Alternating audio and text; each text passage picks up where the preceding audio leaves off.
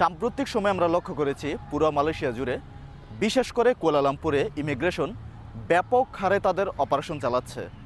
এখন আমরা যারা অবৈধ আছি তাদের মধ্যে একটা আতঙ্ক বিরাজ করছে, পাশাপাশি যারা বৈধ আছি তারাও কিন্তু চিন্তামুক্ত নয়। আমরা এমনও শুনেছি বা জানি ভিসা পাসপোর্ট থাকা সত্ত্বেও ধরে নিয়ে যায়। কেন ধরে নিয়ে যায়, কাদের ধরে নিয়ে যায়, এ বিষয়ে আমরা অবশ্যই জানবো। তার আগে আসুন জেনে নেই যে আমরা যারা অবৈধ আছি এই ক্ষেত্রে তাদের জন্য কি পরামর্শ থাকতে পারে। যারা অবৈধ আছি এখন চেষ্টা করব যে একটা ভ্যালিড পাসপোর্ট, অর্থাৎ একটা পাসপোর্টের মেয়াদ আছে, মেয়াদ ছাড়া পাসপোর্ট অবশ্যই সাথে রাখবেন না। মেয়াদ আছে এরকম একটা পাসপোর্ট আপনি 24 ঘন্টা সাথে রাখবেন।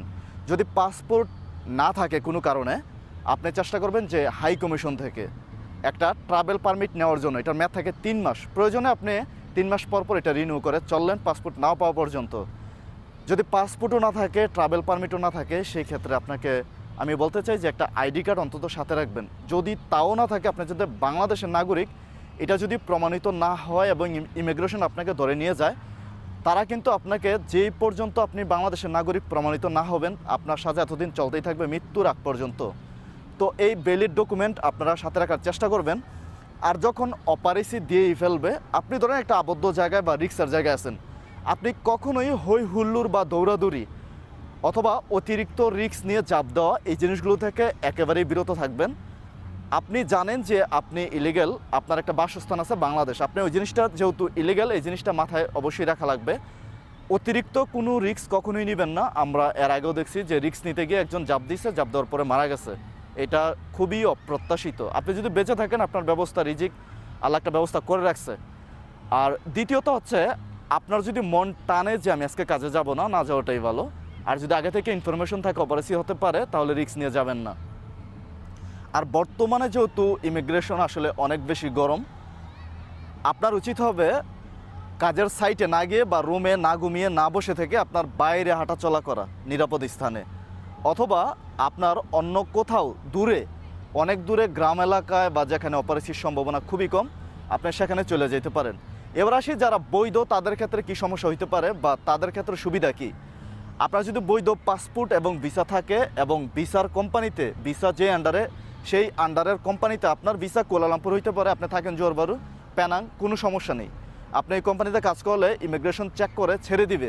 আপনার মাজিকান আর আপনার ভিসা যদি ঠিক থাকে, সব কিছু ঠিক থাকলে কন্ট্রাক্টর যেটা বলি, কন্ট্রাক্টর এবং আপনার ভিসা যদি একই হয়, তাহলে সমস্যা নেই।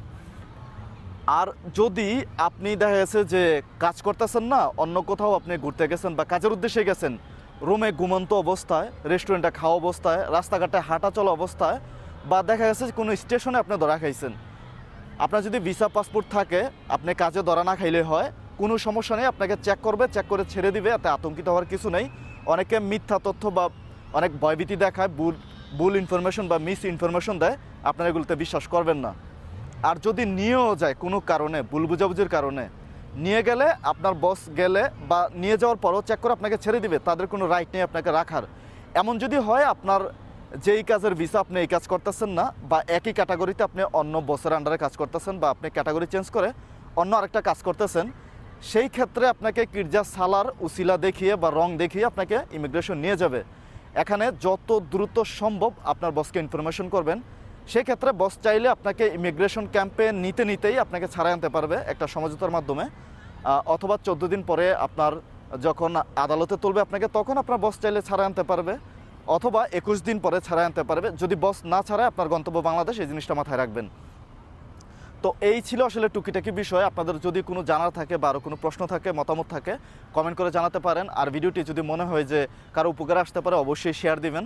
শেয়ার করে মানুষের কাছে ছড়িয়ে দিলে মানুষ জানতে পারবে। আমি দোয়া করি সবার জন্য যে নিরাপদ অভিবাসনের মাধ্যমে যেন সবার স্বপ্নগুলো বাস্তব হয়। আসসালামু আলাইকুম, সবাই আমার জন্য দোয়া করবেন। আল্লাহ হাফেজ।